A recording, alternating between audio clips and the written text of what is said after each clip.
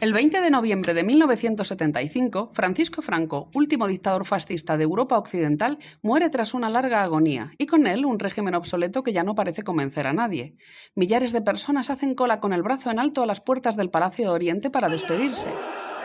Otros tanto lo celebran en la intimidad. Pero la gran mayoría se dispone a esperar frente al televisor con una mezcla de miedo y esperanza.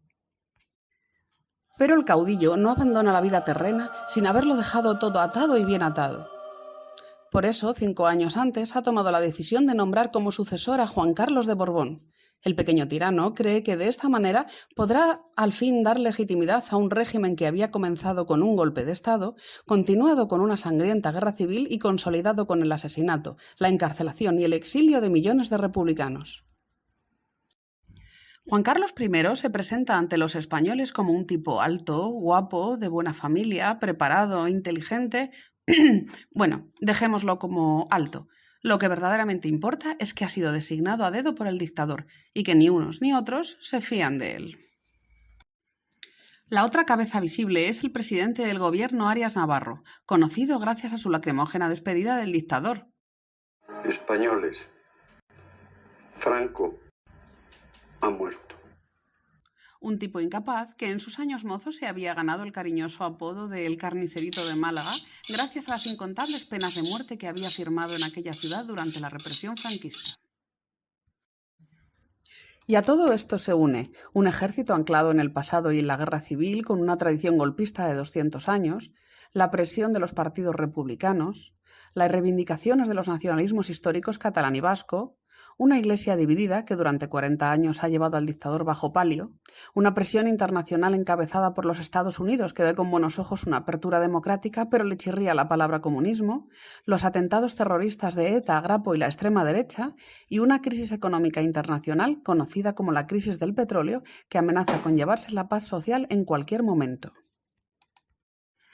Cualquier otro habría renunciado a semejante marrón, pero no nuestro gallardo monarca, que se aferra al trono sin pudor y decide dejarse asesorar por su preceptor Torcuato Fernández Miranda. Y es aquí donde entra en escena uno de los grandes personajes de la transición, porque a pesar de haber sido durante 40 años muy franquista y mucho franquista y haber llegado a ser presidente del gobierno, pesa más su sobrada preparación jurídica y su inteligencia, por fin alguien preparado e inteligente, y pone en marcha una calculada estrategia destinada a cambiar el sistema desde dentro. No porque sea un adalid de la democracia, sino porque sabe que si no hace él el cambio, otros se lo harán y acabarán con sus privilegios y con los de sus amigos.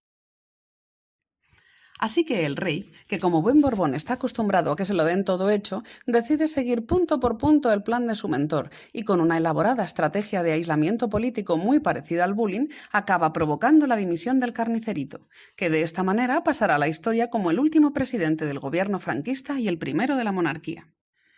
Y es entonces cuando es nombrado presidente del gobierno Adolfo Suárez, una especie de estrella del rock en ciernes que, a pesar de ser el vicepresidente del Movimiento Nacional, dispone de todo aquello de lo que carece el Carnicerito: juventud, inteligencia, atractivo, carisma y una capacidad asombrosa para cambiar de principios en función de sus necesidades. De hecho, el único punto en común que parece tener con su predecesor es su escasa preparación intelectual, algo que también juega a su favor y el de sus promotores franquistas. Esto permite a nuestro monarca apartarse de la primera línea política y dedicarse a actividades más propias de su rango y condición. A pesar de que la agenda política del nuevo gobierno estará marcada por infinitas líneas rojas y que en un principio la popularidad del nuevo presidente está por los suelos, de este tampoco se fía nadie, demuestra a sus mentores que posee una capacidad política indudable. De esta manera, el nuevo presidente se ve obligado a convertirse en un funambulista extremo capaz de legalizar al Partido Comunista, controlar al ejército, convencer a las cortes franquistas para que se hagan el harakiri y a los partidos de izquierdas a que renuncien a la bandera republicana y apoyen al nuevo régimen monárquico.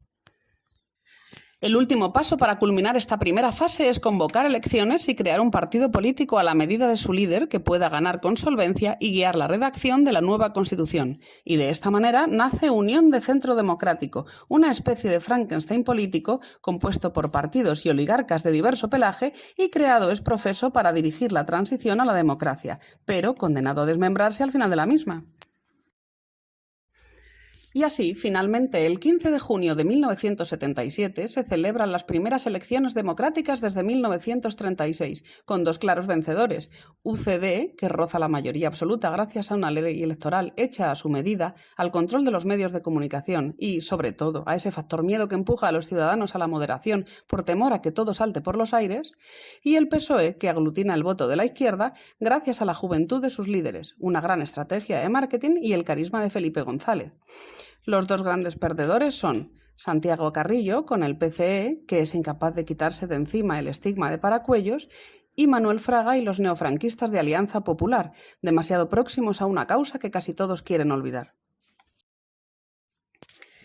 Y es a partir de ese momento cuando entra en escena el verdadero juego político con la redacción de la Constitución, un proceso repleto de altibajos entre los distintos partidos. Así que, después de muchos sinsabores, filtraciones indeseadas a la prensa y un ultimátum del PSOE que amenaza con abandonar la mesa de negociación si no se tiene en cuenta su amplia representación parlamentaria, los principales implicados deciden recurrir a un clásico español, la sobremesa. ¿Que no lo solucionamos en los despachos? Pues vámonos a comer, beber y fumar a un restaurante y ya se verá. Y así, con las barrigas bien llenas, las dosis de alcohol apropiadas y bajo una nube de humo, Fernando Abril Martorell por UCD y Alfonso Guerra por el PSOE, entre otros, consiguen desbloquear la situación y negociar los artículos más polémicos, dando lugar a los legendarios pactos del mantel.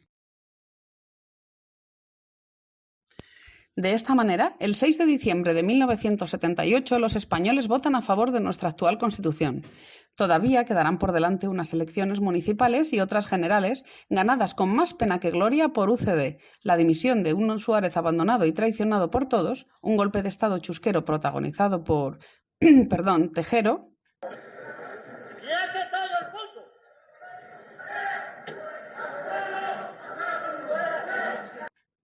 y unas elecciones generales en las que ganara por mayoría absoluta el Partido Socialista Obrero Español.